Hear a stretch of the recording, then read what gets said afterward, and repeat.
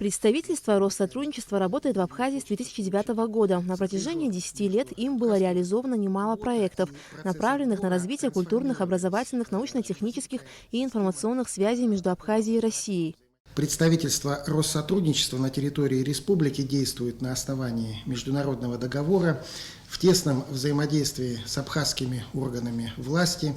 В первую очередь по нашему профилю это органы управления образованием, это органы управления культурой, это органы, занимающиеся молодежной политикой, это различные организации, начиная с Абхазского государственного университета, заканчивая театрами Республики Абхазия. В рамках сотрудничества Министерств просвещения Абхазии и России ежегодно абхазским абитуриентам, исходя из экономических потребностей республики, выделяются квоты для обучения в российских вузах. Так как количество квот ограничено, представительство Россотрудничества проводит отборочные испытания. Разрез специальностей и направления подготовки абхазских абитуриентов должны соответстввать реальным потребностям экономики республики.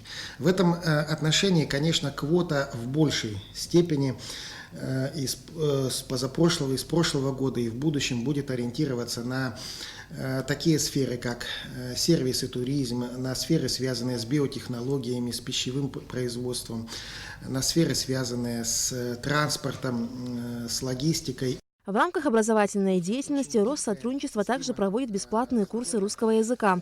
Кроме того, представительство активно сотрудничает со школьными образовательными учреждениями, где проводит специализированные уроки на различные темы. Это проведение уроков, в том числе уроков мужества, это проведение различного рода мероприятий для, прежде всего, подрастающего поколения, детей, когда наши представители приходят в школы, занимаются с детьми, проводят различные выставки, мероприятия, имея в виду, что вот этот дополнительный компонент образовательный, потом, уложившись в сознании молодого человека, ребенка, послужит его дальнейшему успешному продвижению. В рамках реализации программы работы с соотечественниками, проживающими за рубежом, Россотрудничество ежегодно проводит различные творческие вечера, фестивали, спортивные турниры, тематические конкурсы, посвященные памятным датам российской истории и культуры. Одним из самых масштабных мероприятий программы – организация учебно-образовательных поездок в Россию.